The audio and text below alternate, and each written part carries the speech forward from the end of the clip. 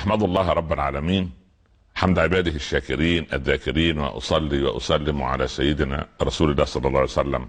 أما بعد، أحبتي في الله، السلام عليكم ورحمة الله تعالى وبركاته. وبعد، شيخ أنبياء بني إسرائيل لم يترك ذكره أبدا ولا في جزء من كتاب الله سبحانه وتعالى. كل جزء من القرآن 30 جزء لازم تجد ذكرا واضحا لهذا النبي الرسول الذي أخذ صفة ما أخذها أحد لا من قبل ولا من بعد.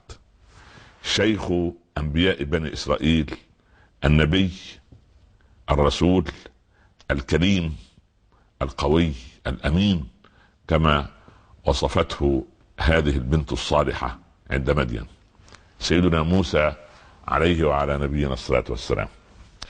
كثرت حقيقة الأمر أعداد الأنبياء والرسل لبني إسرائيل، وقد يتعجب الإنسان سائلا: وما السبب؟ لماذا كان لبني إسرائيل عدد ضخم من الأنبياء والرسل غيرهم من الأقوام؟ يعني ما كانش في هذا العدد. يعني العرب جاءهم أنبياء يعني محدودين جدا، ختموا بسيدنا رسول الله صلى الله عليه وسلم، النبي العربي الخاتم عليه الصلاة والسلام. لكن بني إسرائيل يعني تقريبا أكثر من 1000 نبي ورسول. لماذا؟ لأن نستطيع نضرب مثالا بسيطا. لو أن واحد عنده مرض محدد، مثلا عنده ألم في عينه أو في أذنه، يذهب لطبيب الأذن أو طبيب العيون بس. طب واحد عمل حادثة يعني دهمته سيارة فكسرت أضلاعه وذراعيه وهشمت أنفه وأسنانه، وعينه حصل فيها مشكلة، وأذنه السمع، وحصل في الجمجمة شيء، وحصل في سبحان الله الركبة شيء، وحصل في الأنسجة وفي الأوردة وفي الشرايين. فده عايز إيه؟ عايز مصحة، مستشفى كاملة، عايز تخصصات كثيرة لكثرة أمراضه ولكثرة ما به من داء متعدد، فيضطر إلى عدة أطباء. هكذا بنو إسرائيل كثرت أمراضهم الاجتماعية والنفسية، وكثرت واستعصت على المداوين أدويتهم، واستعصت داؤهم على دوائهم، فأرسل إليهم أكثر من نبي ورسول، فقسموا للأسف. قال فيهم ربنا: فريقا كذبتم وفريقا تقتلون. يأتي سيدنا موسى لنستطيع أن نطلق عليه شيخ أنبياء بني إسرائيل، كبيرهم عليه وعلى نبينا الصلاة والسلام. أولا وصفه ربه عز وجل بأوصاف تتوق إليها النفوس الطيبة والهمم العالية. شيخ أنبياء بني إسرائيل قال فيه رب العباد: إنه كان مخلصا وكان رسولا نبيا. والمخلص هو الذي لا يأتيه الشيطان، لكن المخلص ممكن أحيانا تراوده يعني وساوس الشيطان كثيرا. أما المخلص قال الشيطان عن نفسه في العباد المخلصين: إلا عبادك منهم المخلصين. قال ربنا في سيدنا موسى إنه كان مخلصا، وقال في سيدنا يوسف إنه كان من عبادنا المخلصين. مخلص يعني ايه؟ عنده اخلاص ثم خلصه ربه، كان مخلصا فاصبح مخلصا، وهو تنقية النفس من ادرانها التي ترتكز بها الى الاهاب الترابي في الارض. مخلصا، رسولا، نبيا، ونديناه من جانب الطور الايمن وقربناه نجيا. قال فيه ربه: إني اصطفيتك على الناس برسالاتي وبكلامي. قال فيه ربه في سورة طه: وأنا اخترتك فاستمع لما يوحى. هذا النبي الرسول الكريم كان له منة كبيرة جدا على أخيه، كانت أعظم منة في التاريخ، أن طلب من ربه أن يجعل أخاه هارون معه وزيرا. سبحان الله. وقال ربنا: ووهبنا له من رحمتنا أخاه هارون نبيا. أرسل إلى هارون، هو أفصح مني لسانا. وقال أيضا عندما يدعو: رب اشرح لي صدري ويسر لي أمري واحلل عقدة من لساني يفقه قولي واجعل لي وزيرا من أهلي هارون أخي أشدد به أزري وأشركه في أمري كي نسبحك كثيرا ونذكرك كثيرا إنك كنت بنا بصيرا. هكذا ارتفع يعني سيدنا موسى بتصفية نفسه عندما رب العباد عز وجل جعل نفسه صافية مصفاة نقية. هكذا الكريم عليه وعلى هذا كان متواضعا لما خطب خطبة في بني إسرائيل وقال يا رب بعدما أعجب بنو إسرائيل بالخطبة وبالكلام قالوا له يا موسى هل في الدنيا أو من هو أعلم الناس في الأرض؟ بطبيعة الحال أعلم الناس في الأرض نبي ورسول وكريم، يعني في صفات لا توجد في أحد غيره. قال أنا، ولكنه تراجع نفسه وقال يا رب إن كان هناك من هو أعلم مني فدلني عليه. قال يا موسى الخضر أعلم منك أين أجد عند مجمع البحرين. وسوف نأتي لقصة موسى العجيبة جدا في قضية التواضع لمن نتعلم منه، التواضع في طلب العلم سبحان الله. أما قصة مولده أنه ولد في العام الذي يقتل فيه فرعون أبناء بني إسرائيل الذي كان يذبح أبنائهم، مش يذبح، لا، فرعون كان يذبح يعني بشدة وبقسوة. اللي يذبح لا خلاص يذبح ده شيء عادي، لكن ايه يذبح يعني يذبح بقسوة وبشراسة وبعمد وعن قصد وترصد وسبق إصرار. سبحان الله، تذبيح يذبح أبنائهم ويستحيي نساءهم. ولد موسى في عام القتل، الله هو الذي نجاه. وسوف نأتي لهذا القصص العجيب ونأخذ العبرة حتى يزداد يقيننا في الله وحتى تستشرف أرواحنا إلى السماوات العلى في الفكر وفي اليقين وفي التوكل على رب العباد سبحانه وتعالى. أيضا واجه فرعون، واجه سيدنا موسى أصنافا عجيبة، فرعونية طاغية، قارونية كانزة، إسرائيلية ناكدة مناكرة تلف وتدور وتتعب. سبحان الله، ما أمرهم أمر ونفذوا أبدا. وبعد ذلك صبر على كل هذا. وكان النبي صلى الله عليه وسلم لما يحب يضرب مثال في صبر الدعاة ما كان يتمثل بصبر أيوب ولا صبر أي نبي، كان يقول رحم الله أخي موسى لقد أوذي أكثر من هذا فصبر، فجعلوا رمز أمامه كي يصبر على أمر الدعوة. طبعا قصة سيدنا موسى قصة طويلة في طول القرآن وعرضه، واحنا على مدار يعني ان شاء الله ما ييسر الله به الوقت نبتدي ناخد من كل قصة كده ايه شوية ايه عبر. نبدأ في البداية.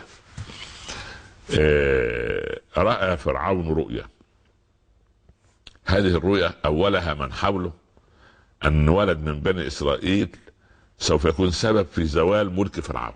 يا الله، هنا ثارت ثائرة فرعون واصدر فرمان ملكي فرعوني ان كل ولد من بني اسرائيل لابد من قتله، واستحر القتل في بني اسرائيل، يترك البنات ويقتل الاولاد.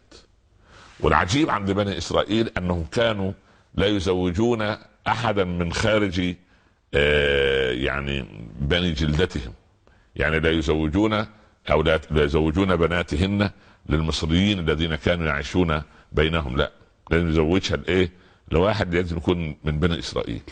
عنصرية عجيبة. المهم لما كثر القتل واصبح بنو اسرائيل في مصر لا ولد عندهم، بدأ الجيل الثاني ينقرض، فيش ولا ولد. زي كده الجماعة الصينيين لما ناكروا الفطرة وقالوا ان مفيش لا تنجب الاسرة الا ولد واحد فقط او بنت واحدة فقط. يا الله، ينشأ الولد والجيل الثاني يجي ايه، لا له اخ ولا عم ولا خال ولا عمة ولا خالة. يا ستار يا رب، الطف يا لطيف. انت تلعب في هندسة التوزيع الالهي مصيبة. دع الدنيا تتوازن كما خلقها رب العباد عز وجل، يهب لمن يشاء إناثا ويهب لمن يشاء الذكور أو يزوجهم ذكرانا وإناثا. لا تلعب في القضية أبدا. كان قبل موانع الحمل المعروفة عند النساء في العصور القديمة ما شفناش أن واحد من أجدادنا أنجب 150 واحد، ما حصلتش. رغم أن كانت بنت تتزوج عندها 16 سنة وتنجب ما شاء الله يمكن لسن ال50 وال60. لا قوه الا بالله. الخصوبه كانت موجوده وما كانش فيه سبحان الله الهرمونات والمأكولات التي لا يعلمها الا الله، واللي جايه المسرطن وغير المسرطن، واللي فيها هرمونات واللي فيها سبحان الله. واصبح العقم عند الصغير والكبير، واصبح الهرم عند الكبير والصغير. وكانت الجده زمان، جدتي وجدتك وجدتك ايضا سبحان الله، كانت مش سبحان الله تقوم بخدمه بيت من 20 30 فرد، ولا كان عندها هشاشه عظام، ولا كان عندها نقرس، ولا ذبحه صدريه، ولا توتر، ولا تروح لطبيب نفسي ولا غيره ابدا. وانت يا مسكينه عندك سبحان الله خادمتين يعينوك، وعندك غساله فول اوتوماتيك تضع اصبعك على الزر بس كده، ويبتدي يغسل البتاع وعليه شويه ايه، ويطلع البتاع الآلي ده يمكن يضع لك في المستقبل، يمكن على زمن بنتك يا بنتي انت وهي وابنك وحفيدك ان شاء الله، يمكن يطلع لهم ايه البتاع الآلي، ياخد لهم الملابس من الغسالة وفيها يعني قد كويت وترص في الخزائن ولا على الارفف، مين عارف، ويطلع الانسان آلي بعد كده يلبسنا، لان احنا اصبح عندنا سبحان الله العظيم تبلد حسي، واصبحت الحواس سبحان الله. ورغم ان الغسالة مريحة وجدتك بتغسل الغسيل بتاع 30 40 فرد في العائلة كلها، انت عندك هشاشة عظام وعندك نخرس واظافرك بتقع من كتر الاحمر والاصفر اللي تحطيها فيها، ووشك سبحان الله مسكينة سن ال30 يظهر عليك الهم والتجاعيد من كتر الكيماويات المغشوشة اللي محطوطة، وجدتك ده كانت ولا غيره. المهم نعود الى قضية فرعون.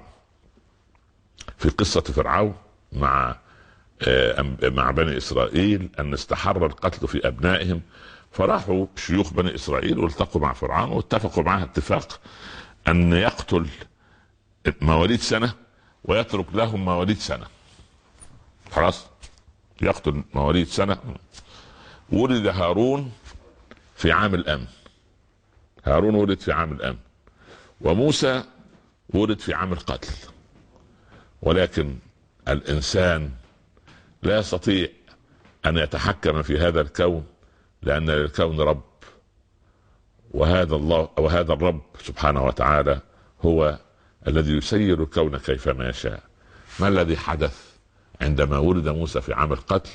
هذا ما سوف نعرفه ان شاء الله، ولكن بعد الفاصل كونوا معي. اهلا بكم. وقفنا قبل الفاصل عند قيام اتفاق او حصول اتفاق ما بين فرعون الذي كان يذبح ذكور بني اسرائيل من المواليد ويستحيي نساء ويترك النساء، يعني يترك البنات، ان اتفقوا ان يقتل مواليد سنة من الذكور ويترك لهم مواليد سنة عشان الجنس الاسرائيلي لا ينتهي بهذا الشكل.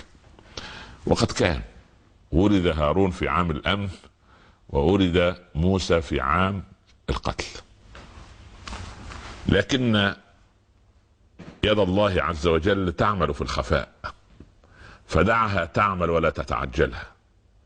ان رأيت ظالما يظلمك فدعه لله عز وجل يقتص لك منه، دع الله يكون ناصرا لك ونصيرا. من اردت ان تقطع له اصبعه دعه لله يقطع لك يده، وان اردت ان تقطع له يده دعه لله يقطع لك ذراعه، وان اردت ان تقطع له ذراعه دعه لله يقطع لك خبره. فلا تدع على الظالم فان ظلمه اسرع اليه من دعائك عليه. ظلمه اسرع اليه وينهي سبحان الله الحياة اساسا من امامك، لانك وكلت امرك لله عز وجل.